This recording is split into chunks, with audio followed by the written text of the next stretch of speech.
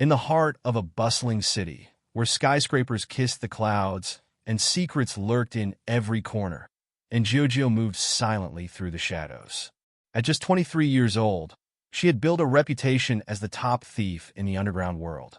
Her quiet demeanor masked her sharp intelligence and burning desire for revenge. Tonight was no different. She had a plan, well, for the 36th time, that is.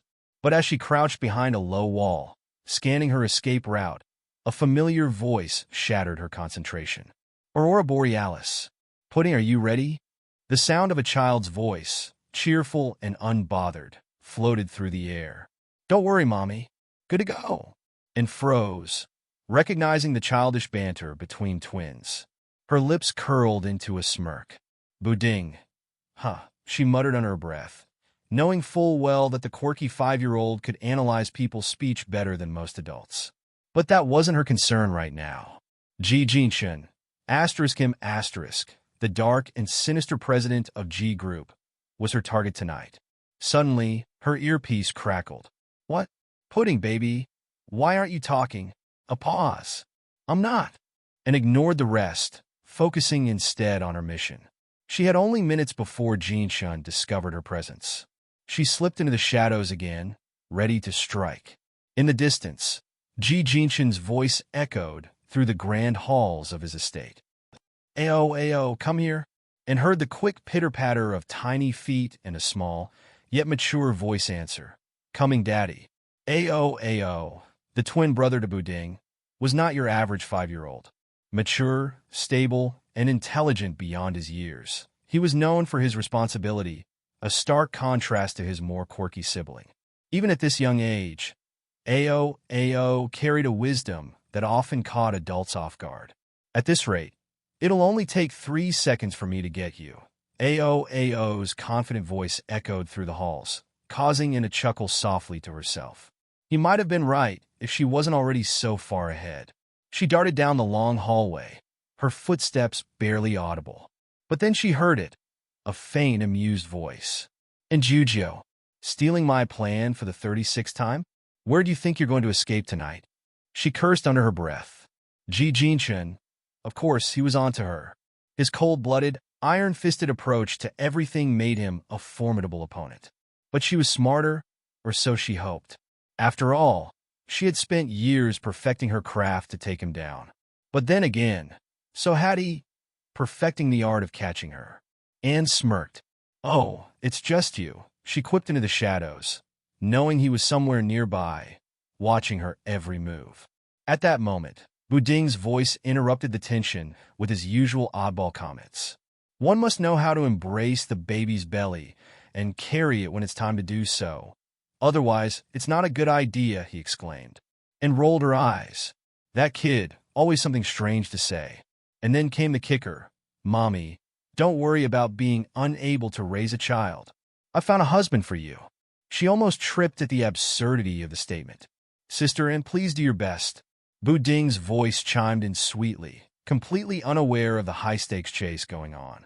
And as Anne turned the final corner, Jinchun's voice growled one last time. What's this? Put your clothes on. Man, you have to be virtuous. And laughed under her breath, shaking her head. No matter how dangerous or serious her mission became, this strange little family always found a way to remind her that life was full of quirks and surprises. But tonight, it didn't matter. She had a job to finish, and nothing, not even the chaos of a pair of mischievous 5-year-olds, was going to stop her. Or at least, that's what she told herself. The night of the grand jewelry auction buzzed with excitement.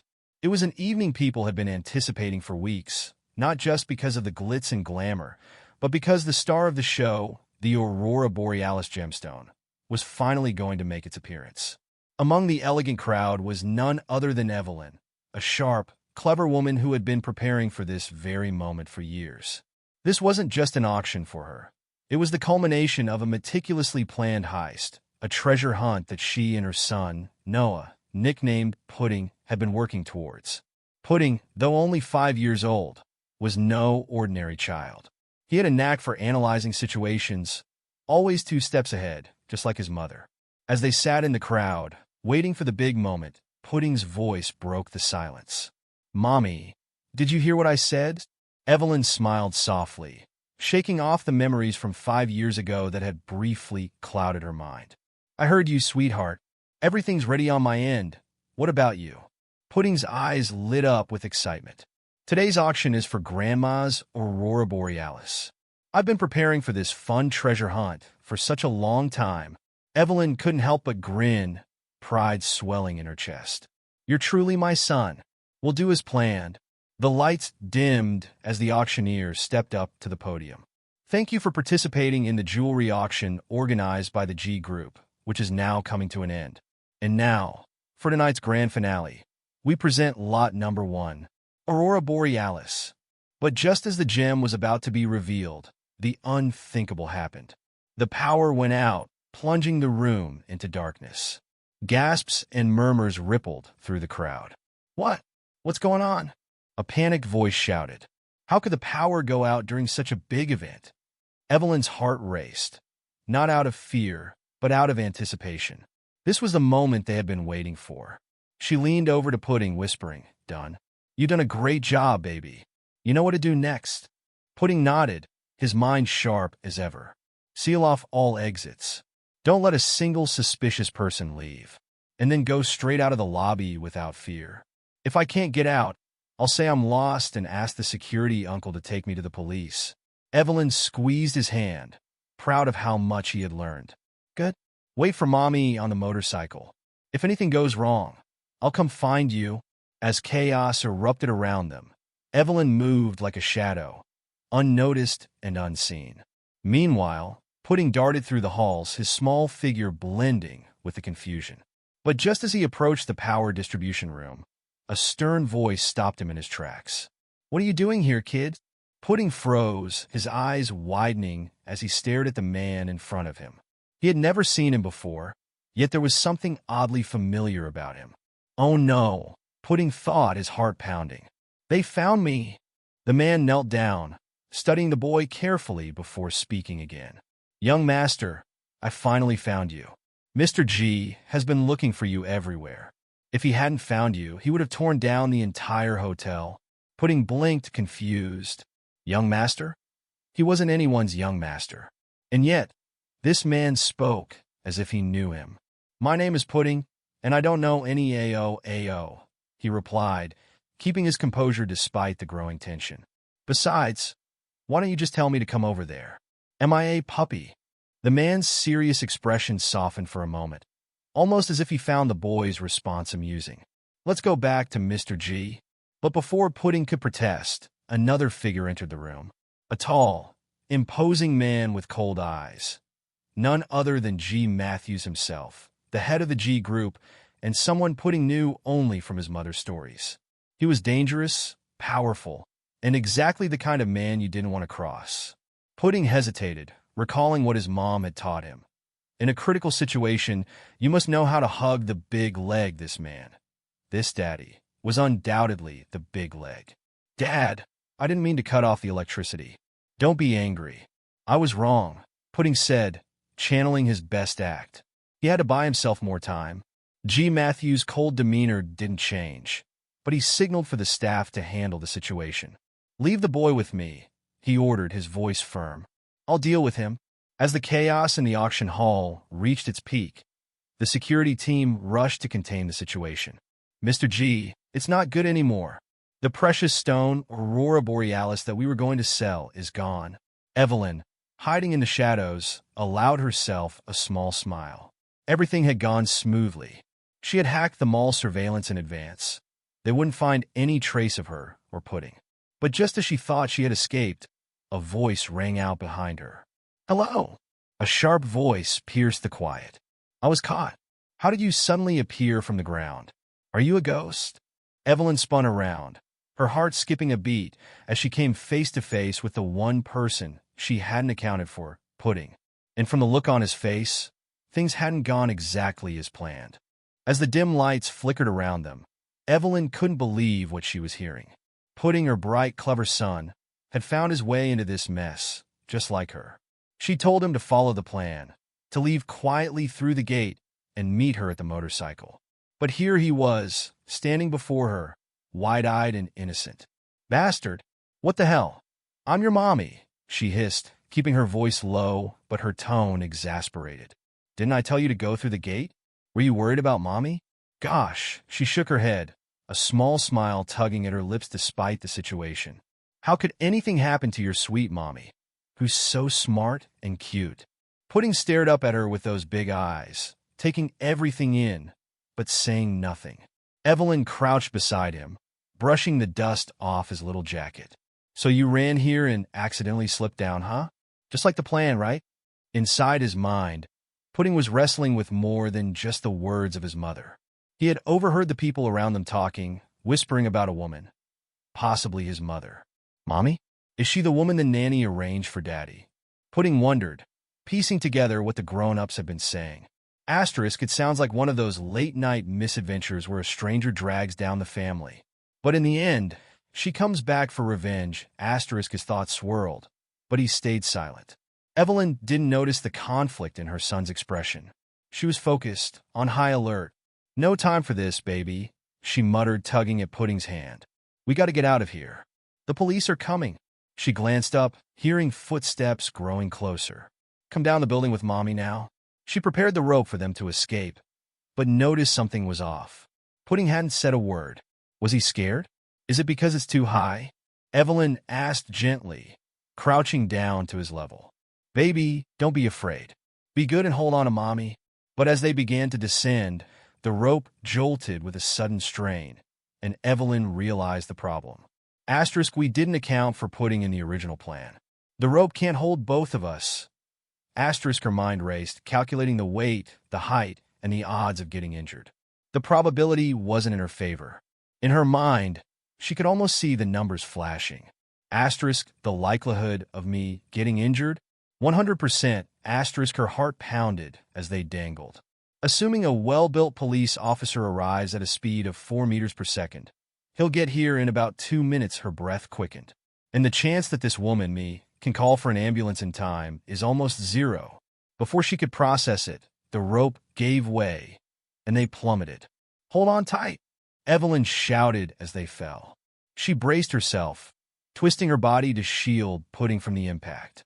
The world spun, and then everything stopped with a painful crash. For a moment, everything went black. When she opened her eyes, Pudding was crouching over her, his little hands clutching her arm. His face was calm, too calm for a child his age. "Mommy is fine, Pudding baby," she whispered through a wince. "Don't worry, Mommy will be fine after a rest." She tried to sit up, but her body screamed in protest. Asterisk, a severe impact. "I probably damaged my spine or my internal organs," asterisk, she thought, but she didn't say it aloud. Pudding's sharp voice broke through her pain. "Are you trying to trick me like a child?" His tone was eerily calm, as if he already knew the truth. People should be self-aware and not do such dangerous things without techniques. Evelyn blinked, taken aback by her son's words. Children nowadays are so sharp, she thought, feeling a mixture of pride and concern. He was too smart for his own good. Pudding, on the other hand, was calculating his next move. "Mommy might be injured," he thought, asterisk, "but for now, I'll pretend to be your son. It's safer this way, asterisk." "Let's go, Mommy," he said softly, holding her hand as he led her to safety. "Let's go home." Hours later, in the comfort of a warm kitchen, Pudding sat at the table, munching on a treat. He savored each bite, a little smirk on his face. Asterisk, yum, this is delicious. Asterisk, he thought happily, picking up another piece. Asterisk, I'll leave this one for Mommy. She'll be so happy. Asterisk. G. Matthews, the man who had taken a sudden interest in Pudding, watched him closely. "If you like it, let the kitchen know," G said, his deep voice commanding. "They can make it for you every day." Just then, one of G's security men approached with news. "Mr. G, the surveillance cameras at the auction site have been hacked, including the security system." G's eyes narrowed. "Hacked?" he asked, his voice colder than before. "And you have no idea who did it?" The guard shifted uncomfortably. "It's a great player, sir. We haven't figured out if they're male or female yet." Pudding, listening from the table, couldn't help but smirk. Asterisk, my mommy is so powerful. How can you possibly find her? Asterisk, he looked over at G. Asterisk, this man. Handsome, rich, and powerful. Maybe he could be a good husband for Mommy. Asterisk, the idea rolled around in his mind, and the more he thought about it, the more it seemed like the perfect plan. The dim light of the room flickered as G. Matthews stood by the window, his gaze fixed on the city skyline, deep in thought. Aurora Borealis? And a hacker who can't be traced, he muttered under his breath. It all seemed too coincidental. The gemstone he had come across by chance, and now it was at the center of something much bigger than a simple auction heist. His mind raced with the possibilities. Should he dig deeper? Should he get to the roots of this mystery? Meanwhile, in the background, his son, little Aaron, or as he was affectionately called, Pudding, sat nearby, fidgeting with the phone. G glanced over at him. It was strange. Pudding never took the initiative to come into his office, let alone fiddle with his phone. What was going on with the kid today? Pudding's little hand swiped at the screen as he bit his lip nervously. Hey, these stocks sure are good, he whispered to himself, glancing up at G cautiously. I gotta bring these to Mommy from her husband, he smirked, his thoughts mischievous. Asterisk, when you get what's in the pot, you have to finish it all. Can't leave anything behind. Asterisk. Pudding, G called out, raising an eyebrow as he watched his son. What are you doing? Pudding's heart jumped. H-Help, Daddy. I was just looking at stocks. He stammered, hoping his excuse would stick. G frowned. Stocks? You don't know anything about stocks. Pudding's mind raced for a response. Well, I just got interested in them recently. If kids don't understand, they should learn, right? He gave G a hopeful grin, trying to deflect his father's suspicions. G sighed. All right, go to sleep now. Pudding breathed a sigh of relief. Asterisk, that was close. I almost got found out. Asterisk, he thought, quickly putting down the phone. No, I have to hurry back to Mommy before something worse happens. But G wasn't entirely convinced. His instincts told him something was off. Xiao Chun, he called his assistant through his earpiece. Book me a paternity test tomorrow. Also, check the surveillance cameras around the areas where Pudding went yesterday. Send a team to investigate. G rubbed his temples. Asterisk, am I getting too tired? Did I just mistake my own son for someone else? Asterisk, the nagging feeling in his gut wouldn't go away, but for now, he pushed it aside. Back at home, Evelyn was busy in the kitchen, preparing dinner. Pudding, baby, you watch TV, and Mommy will cook you a big meal today, she called out cheerfully, glancing at her son, who seemed unusually quiet. Pudding sat on the couch, staring at the TV, but his mind was elsewhere. Something felt off to him, too. Why do I feel like something's wrong? He muttered to himself, glancing down at his clothes. Evelyn noticed. Pudding, when did you change your clothes? She asked, a hint of confusion in her voice. Pudding shrugged nonchalantly. Another kid at the auction gave it to me. Evelyn smiled, but Pudding could see through her. Don't you think it's a bit late to ask about that? He teased. You might not even recognize me if I got swapped one day, right? Evelyn laughed it off, waving her hand. Oh, Pudding, Mommy would know if you were replaced. Your adorable face is the only one in the world. Pudding smirked. Asterisk, she didn't even notice my change of clothes because she was too busy looking at my cute face. If I got swapped for another kid, would she even know? Asterisk, he thought, amused by his mother's cluelessness. Sit tight, baby, Evelyn said, turning back to the stove. Mommy's going to cook you a very delicious meal. Pudding sighed dramatically. Ugh. Evelyn paused, glancing over her shoulder. What's the matter, baby? Why do you keep sighing? I just realized something, Pudding said, his voice filled with the weight of a child's serious revelation. We're really poor. Evelyn chuckled, though there was a slight sting to his words. Ah, Nana. Baby, let's eat noodles first, okay? Pudding glanced at the bowl she placed before him. Mommy, is this what you call a big meal? Before Evelyn could respond, the news blared from the TV, catching both of their attention. A major theft took place today. The gemstone Aurora Borealis was unexpectedly stolen. Pudding's eyes widened. Isn't that the gemstone Daddy wanted? His mind raced. Asterisk, Daddy must be really angry now that it's been stolen. So, woman, asterisk, he thought, glancing at his mom, you are dead for sure. Evelyn, noticing the look on her son's face, raised an eyebrow. "Stinky kid, have you been peeking at my boss's manga?" she teased, ruffling his hair playfully. "Let's just eat, okay?" Pudding muttered, trying to change the subject as he shoveled noodles into his mouth. But the weight of the situation wasn't lost on him. He had to find a way to get back to Mommy, but this whole mess was spiraling out of control. Evelyn sat beside him, her own thoughts running wild. "Good boy," she said, watching Pudding eat. "Are you studying to be a president? You have no future for that." She laughed, offering him another bite. "Open your mouth." But Pudding wasn't in the mood. His mind was racing, thinking of the stolen gemstone, his father's temper, and the chaos that was waiting to explode. Wait. Evelyn suddenly paused. "Pudding, are you all right?" Pudding looked up, startled. "Yeah, why?" "Don't go to the bathroom for too long," she said, teasing him with a smile. "You may get hemorrhoids." Pudding groaned. This woman. "You're so dead." In the bustling city streets, Kayla Moore was struggling to keep it together. She glanced down at her son, little Aaron, her Pudding, as she fondly called him, who was tugging at her shirt. "Baby Pudding, what do you want to eat?" she asked, her voice gentle but distracted. "Mummy will buy you your favorite fried chicken." "Okay." But Aaron scrunched up his nose, shaking his head. "After diarrhea, you should eat light food," he mumbled, repeating something he'd overheard from one of Kayla's conversations with the doctor. "No oily, unhealthy junk." Kayla's eyes widened as she laughed awkwardly. "All right, then let's stick to drinking rice kanjia." She ruffled his hair, though her mind was already somewhere else, filled with frustration and disbelief. So, her previous kid lived like this? She thought to herself, looking at Aaron. "It must have been tough on you." Just then, she sneezed. Achoo. Startling herself. "Who's talking about me?" she muttered, half joking, her thoughts still distracted as she noticed a commotion in the distance. A group of people gathered around a food stall, their voices rising in frustration. Something about the scene nagged at her, especially when she recognized the figure at the center. "Lupe? She works here?" Kayla's eyes narrowed.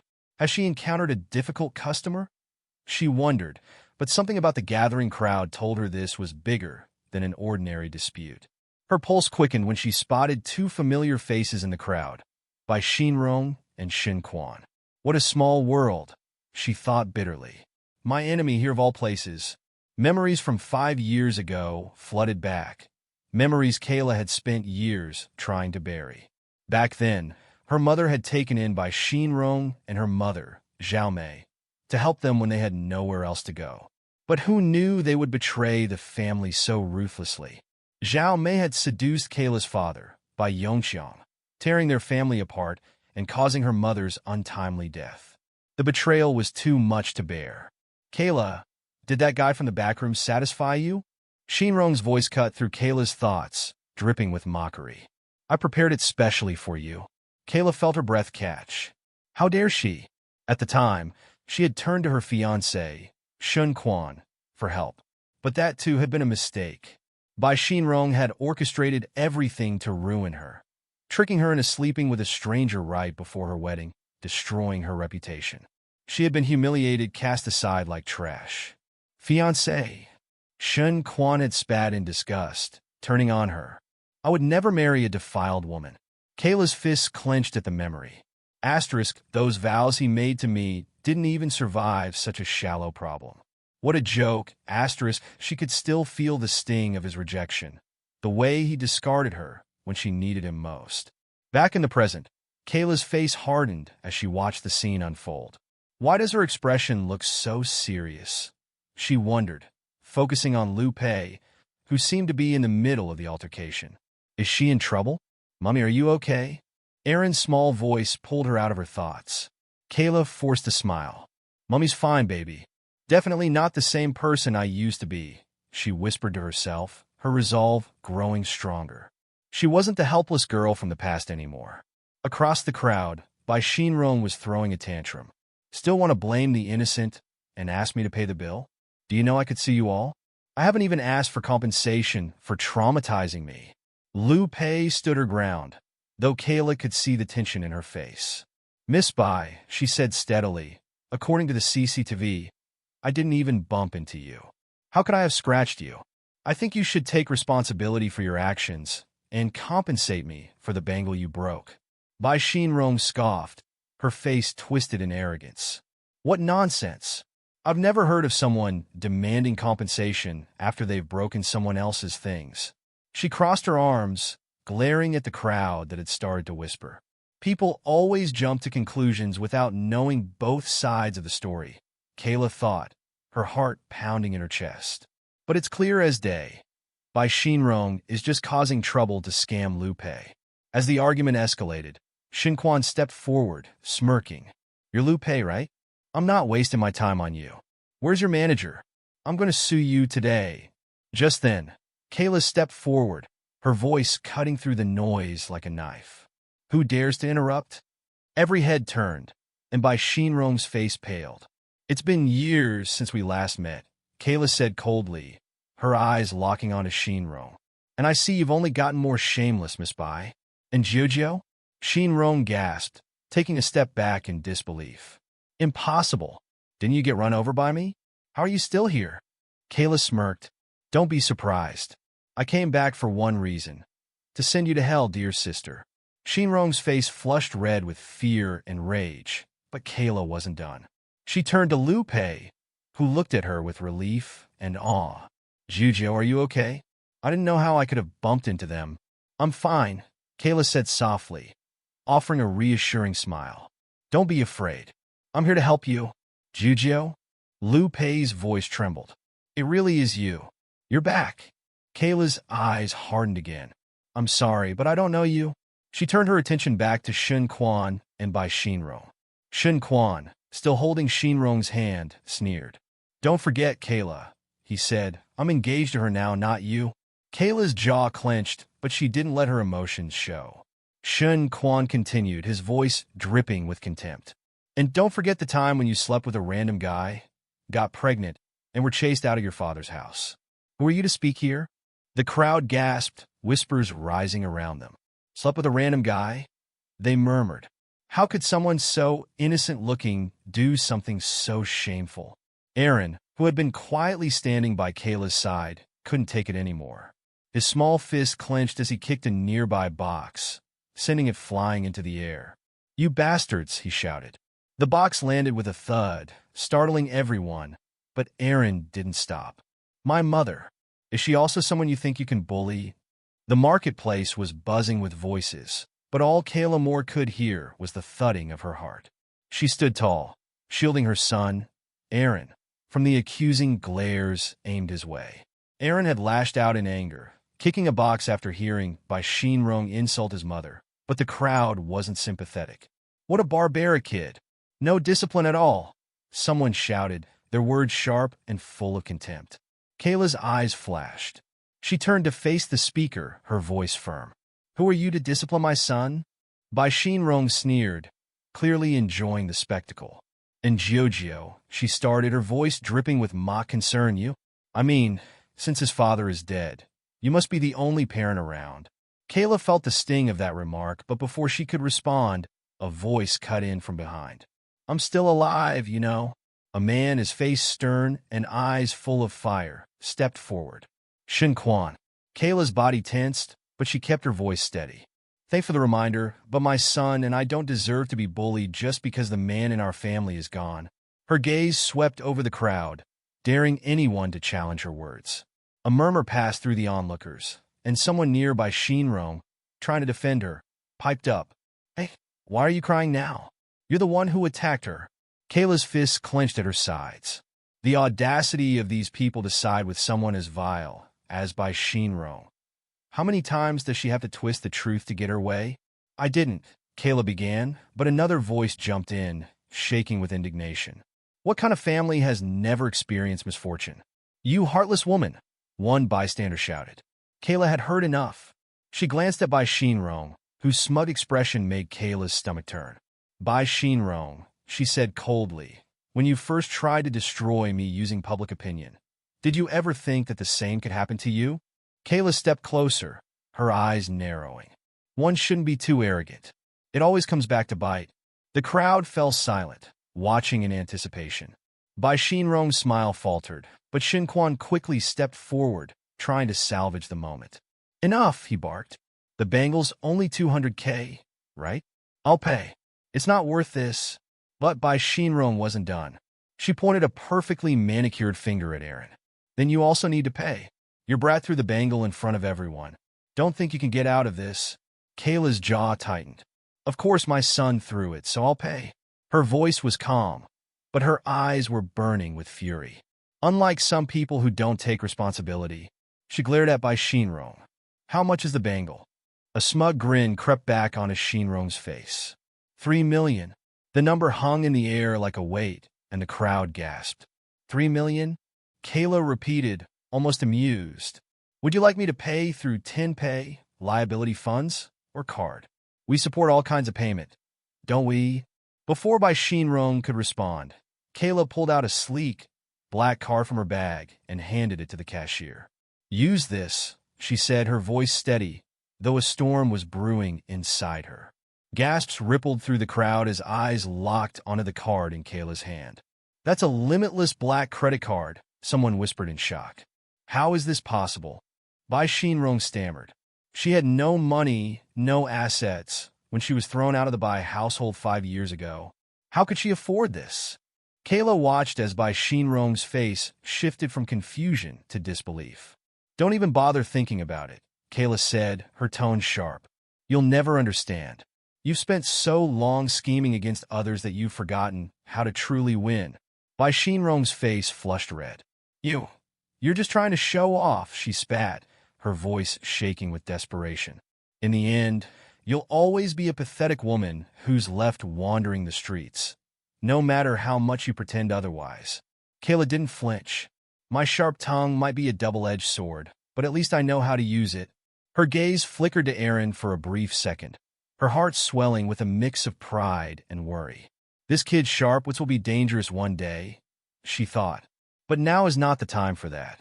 Suddenly, Bai Xinrong's eyes narrowed as if something had just clicked. And Jojo, she started, her voice laced with suspicion. You didn't steal this, did you? Kayla rolled her eyes. How slow can this woman be? But before she could respond, Bai Xinrong continued, her voice dropping to a conspiratorial whisper. My father suspects something is wrong. And now, you show up out of nowhere. The crowd began to murmur again, sensing something more sinister brewing beneath the surface. President G, someone called from the back of the crowd. I don't think the young master is going to show up. It's been 6 hours. He will, a voice replied confidently. He'll definitely show. Just then, Kayla's phone buzzed in her pocket. She glanced down to see a message flash across the screen. Successful transaction. $5 billion transferred. Her stomach dropped. What's happening? She thought, her mind racing. You actually sold $5 billion worth of my stock, a man's voice boomed, cutting through the air. Kayla's eyes snapped up to see a figure approaching, his face livid. You cunning little brat, he muttered. The recipient is called in Jojo. Isn't she? Let's invite her to be our guest. Kayla's blood ran cold. She knew this wasn't over yet. Don't call me sister. Kayla spat, her voice firm. It disgusts me just hearing it. As for the gift, don't worry. You'll know soon enough. The room fell into a tense silence as Rachel stood frozen, staring at the computer screen. Her heart raced as panic surged through her. What should we do now? She muttered under her breath, her mind spinning. The transaction she had just completed felt like a ticking time bomb. Did you steal this at the auction the other day? She asked, her voice trembling. The thought alone was terrifying. The auction was no place for mistakes. Everyone there was either incredibly wealthy or connected in ways that could ruin her for life. If they found out, no amount of money could fix it. Rachel's face paled. If they figure this out, I couldn't pay back even if I sold myself. Aaron, her bright-eyed and quick-witted son, stood by, observing her closely. Or, she said, a dangerous edge creeping into her voice, let's hack the system. Aaron's eyes widened. Mommy, do you know it's wrong to do that? You're spoiling me, he said with a mixture of caution and concern, his innocent yet knowing voice cutting through her panic like a blade. Before Rachel could respond, her phone rang. The sound startled her, snapping her out of her thoughts. "Hello," she answered cautiously. "Jojo, is that you?" "It's me, your dad." Rachel's body tensed at the sound of his voice. She hadn't heard from her father in 5 long years, and now, out of the blue, he was calling. A knot of anger tightened in her chest. Great timing," she said bitterly. "You didn't care when Mom was killed, or when I was nearly stabbed. But now, you're suddenly worried about me." Her voice dripped with sarcasm. "What's your real intention?" Her father sighed heavily on the other end of the line. "Can 5 years really change a person's conscience?" Rachel scoffed. "Really? You're asking me that?" He ignored the sarcasm and continued. "Tomorrow is Aunt May's birthday. We're throwing her a party. Come home, celebrate with us." Rachel's grip on the phone tightened. "Home?" That word didn't feel right. "And," her father added awkwardly, "I'm a man, so I don't really know what Aunt May likes. Can you help me choose a gift for her?" Rachel rolled her eyes. "Leave it to me. I'll make sure she gets a wonderful gift." The call ended, but the weight of her father's words lingered in the air. She knew this wasn't just a friendly invitation. Her father wanted something, and the party was only a front. As Rachel mulled over the call, a voice in the background pierced through her thoughts. Did she agree? It was Shun Quan, a man deeply tied to the Bai family's dark dealings. "Of course," her father replied smugly. There's no way she could refuse her father. "I heard Shinrong say she has a VIP black card now. She must be swimming in money. What's the harm in getting her to spend some of it on us?" Shin Quan added with a greedy glint in his eye. "Don't worry, even if she doesn't show up tomorrow, I'll find another way to make her cough up the cash." Meanwhile, at the party, the atmosphere was buzzing. A sea of curious eyes followed Rachel's every move as she entered the room, Aaron by her side. "So pretty," someone whispered. "Eyes on Aaron. Is that her son?" "He's adorable." Rachel ignored the whispers, her focus solely on the man standing at the front, her father. His eyes were cold, calculating as they swept over the crowd. "Ladies and gentlemen," he began, raising his glass. "Thank you all for coming to celebrate my wife, Xiao Mei's birthday." Rachel's stomach churned. What a performance, she thought bitterly, her hands clenched in tight fists. Then, she felt a tug on her sleeve. Aaron looked up at her, his eyes filled with quiet determination. "Have you prepared a gift for Aunt May?" he asked. Rachel met his gaze, feeling a pang of guilt. "Of course, sweetheart. Don't worry." But before she could say more, another voice interrupted. "Stop pretending." Shinrong spat from across the room, her voice filled with venom. "You're hurting my ears." She sneered at Rachel, jealousy simmering beneath her words. "About the present. Well, of course, I've prepared it." Rachel's blood boiled, but she forced herself to remain calm. Let her think whatever she wants. As the night dragged on, the tension thickened. Rachel could feel eyes on her, judging her every move. Then, her father's voice broke through the low hum of conversation. "Let's have a little talk, Juju." Rachel braced herself. She knew this was coming. "I've been thinking about you since yesterday," he began, his tone soft but laced with manipulation. "I realize now that no matter what, even if you've lost your innocence or had a child, I can never hate you." Rachel stared at him in disbelief, the nerve of his words shocking her. "Come back to me, Jojo," he continued, ignoring the look of disgust on her face. "I'll buy you a house. You won't have to deal with him anymore." Rachel's eyes narrowed. "So, in the end, it's all about what you want, isn't it?" Before her father could respond, Aaron stepped forward, his small voice cutting through the tension. "How dare you try to steal my mommy from me?" His words were like daggers, sharper than anyone expected from such a young child. "You think you deserve her?" The crowd fell silent, stunned by Aaron's boldness. Even her father recoiled, visibly shaken. "He's just a child," someone murmured. "But his words, they're terrifying." Just then, the screen behind them flickered to life, displaying an unexpected and shocking scene. It was by Shinrong and Xiao Mei, caught in an embarrassing, intimate moment. Gasps filled the room. "What the?" Her father sputtered, his face flushing with humiliation. Rachel smiled coldly. "Surprised?" she asked. "This is the pure, meek girl you were defending, right?" Her father's face turned red with anger and shame. But before he could react, Rachel stepped forward, locking eyes with him. 5 years ago, you betrayed me, she said, her voice ice cold. And now, you've ruined yourself. Her father tried to speak, but his words faltered. I'm not that kind of person, he stammered, but the crowd had already turned against him. It's all because of you, Giorgio. Shinrong screamed, her voice wild with desperation. I'll kill you. Rachel didn't flinch. Kill me, she repeated, her voice dangerously calm. Didn't you try that 5 years ago? You won't get a second chance. She tossed something onto the table in front of her.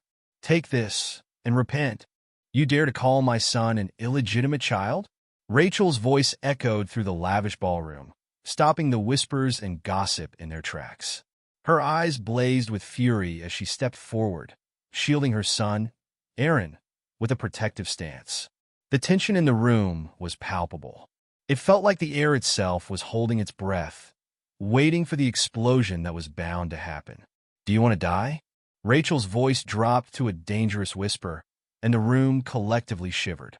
Across the room, someone muttered in awe, "Whoa, so handsome." Their eyes flicked to the boy at her side. Wait, is that President G's son? The realization hit like a bolt of lightning, and another voice whimpered, Am I going to die? Aaron, the little boy, looked up at his mother, confused but unwavering. He had always felt safe with her, even in moments like this when the world seemed to be crumbling around them. But Rachel's heart pounded in her chest. She had been through worse, but hearing people question her son's legitimacy stung like salt in an old wound. She had fought so hard to protect Aaron, and now the secrets of the past were creeping back, threatening to destroy everything she had built. A shrill voice pierced the tense silence. Your dad was hit by a car and died. How could he be alive? The woman spat, her face contorted in a mixture of disdain and triumph. She seemed to revel in Rachel's torment. Is her brain damaged? You're just an illegitimate child, she sneered, turning her venom toward the innocent boy. How can you have a father? Rachel felt her hands clench into fists at her sides. This was too much. The woman's words were like daggers, reopening the old wounds from 5 years ago when everything had fallen apart. Who do you think you are? The woman continued, her voice rising with every word. You're just the result of your mother being raped 5 years ago. And now you dare to claim that you're the son of President G. Rachel's heart pounded in her ears. She hadn't expected this, being called out in front of everyone, with the ugliest parts of her past thrown into the light like that. She could feel the stares boring into her, the judgmental gazes of the elite who thrived on scandal. But before Rachel could gather herself, a commanding voice broke through the tension like a knife. Really? It was deep and smooth, and as soon as everyone heard it, they turned toward the entrance. Ji Jin Chun strode in, his presence overwhelming. People naturally moved out of his way as if they couldn't help themselves. His gaze swept over the room, cold and calculating, until it landed on the woman who had been spewing venom. His expression didn't change, but something in his eyes made her visibly shrink. Illegitimate child? Wicked girl? He repeated her words slowly, his voice heavy with disdain. He approached Rachel and Aaron, standing beside them as if he had always belonged there. Don't you know, he said, his voice low but dangerous, that she is my woman? Rachel's breath caught in her throat. What? She hadn't seen Ji Jin Chun in years, and now he was standing next to her, claiming her as if they had some sort of relationship. She could feel the eyes of the entire room burning into her, shocked whispers spreading like wildfire. When had President G ever declared he had a woman, let alone a son? Confusion swirled in her mind, but she quickly realized what was happening. Ji Jin Chun was using this situation to his advantage, and she knew she had no choice but to play along. She met his gaze briefly, trying to decipher his motives. He was as inscrutable as ever, his expression unreadable. But then he smirked, just the slightest twitch of his lips, as if he found this entire scenario amusing. Rachel hesitated, but her protective instincts kicked in. Darling, she said, her voice soft but dripping with sarcasm. They aren't just cursing me. They're cursing our son. What should we do? Her words seemed to surprise him for a moment, but then that smirk deepened. Well, Ji Jin Chun replied smoothly, there's only one thing to do. He turned to his bodyguards with a single command. Beat them.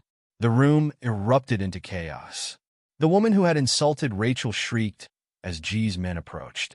No, no, don't beat me. We were wrong, she screamed, trying to back away.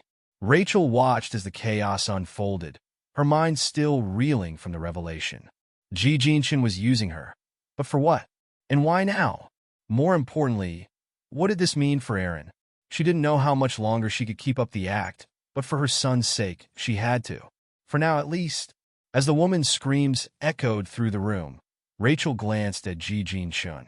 He was still calm, almost bored, watching the scene with mild disinterest. But then his gaze shifted back to her, his eyes narrowing ever so slightly. I know what you're doing, Rachel whispered under her breath, her tone low enough so no one else could hear. You think you can use me for your games, but don't forget, I'm not someone you can control. Ji Jinshin chuckled, the sound dark and rich.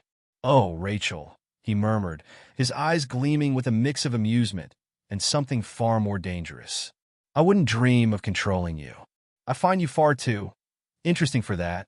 Rachel's stomach twisted at his words. She didn't know what he was playing at, but one thing was clear. Things were about to get even more complicated. As the conversation unfolded, tension gripped the room and stood tall, though her mind raced. The voice of her little son, Aaron, affectionately known as Pudding, broke through the heavy atmosphere. Mommy, how are you? Why don't you hold Pudding anymore?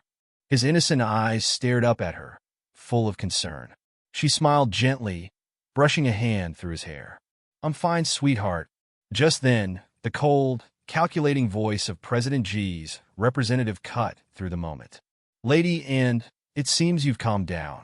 Now let's get back to the matter at hand. How much money would you like in exchange for Pudding to return him to the G families? Anne's eyes narrowed, her protectiveness flaring. You want to buy my son? She practically spat the words out, anger simmering beneath her calm exterior. It doesn't matter what price you offer. I won't sell my son.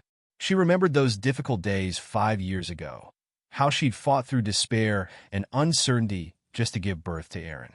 The pain, the fear, and the hope that her child would come into the world safely, even if it meant sacrificing her own life. Aaron wasn't just her son. He was her reason for living. At that time, all I wanted was for my son to be born peacefully, even if I took my last breath, she thought, her gaze hardening. There was no way she'd ever let anyone take him from her. But the voice from the G family was relentless.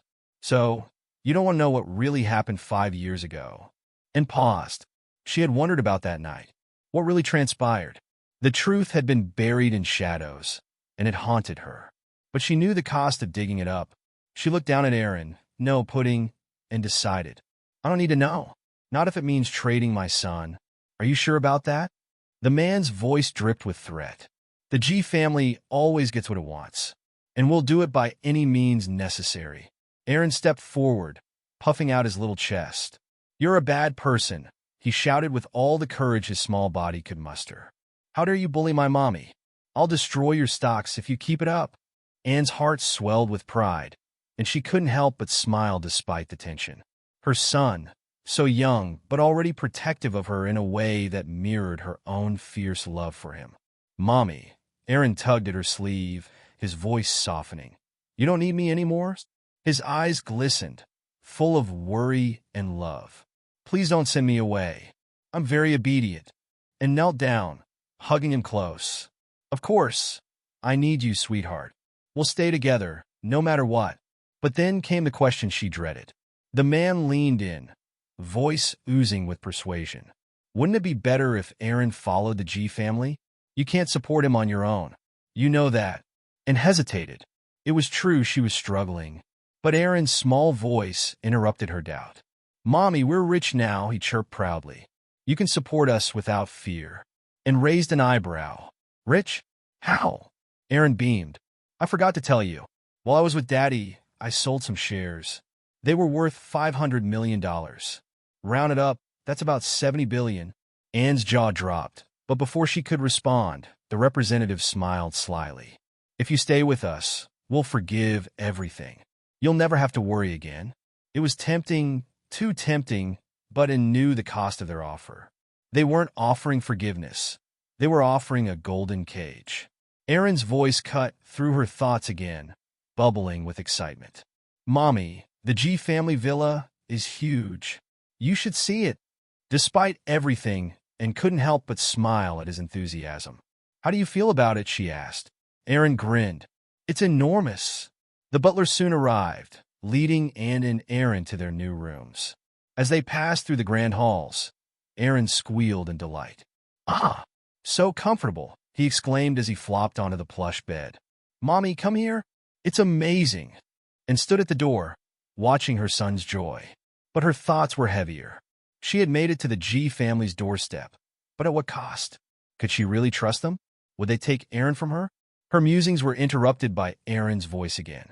Papa, you should sleep with Mommy, he said innocently, clearly misunderstanding the complex situation, and laughed despite herself, brushing off her son's comment. What are you thinking, silly? But deep down, the weight of the decision pressed on her. Could she find a way to keep Erin by her side without falling into the G family's control? Only time would tell, but Anne was prepared to fight to the bitter end for her son's future.